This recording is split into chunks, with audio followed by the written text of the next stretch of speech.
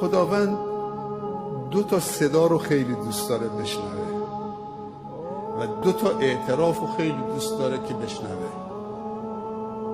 اول صدایی که دوست داره از بندش خیلی بشنوه، خصوصا تو این وقت شب، صوت و صدای آواز بندش با کلام رب العالمینه، با قرآن. این صدا خیلی دوست داره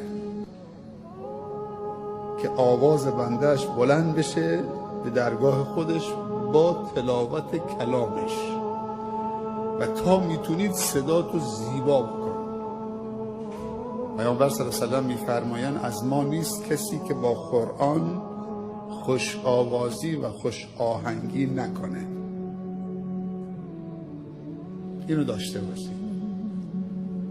اینجا ظهرا بعد از نماز ظهر حلقه خیلی مفید هست، خیلی حلقه مفیدی هست برای زیبا خوندن، علم تجوید.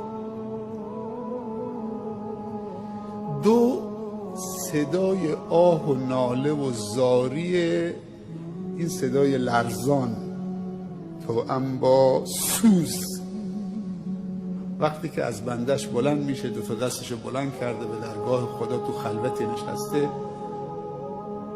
فریاد میزنه یا رب یا رب، دستشو میتکنه، با سوز دعا میکنه. این صدا رب العالمین خیلی دوست داره از بندش بشنوه، صدای لرزان توأم با سوز، مثل شمعی که داره میسوزه، تقاضای عفو و بخشش میکنه، از اون طرف تقاضای مقبولیت و توفیق میکنه.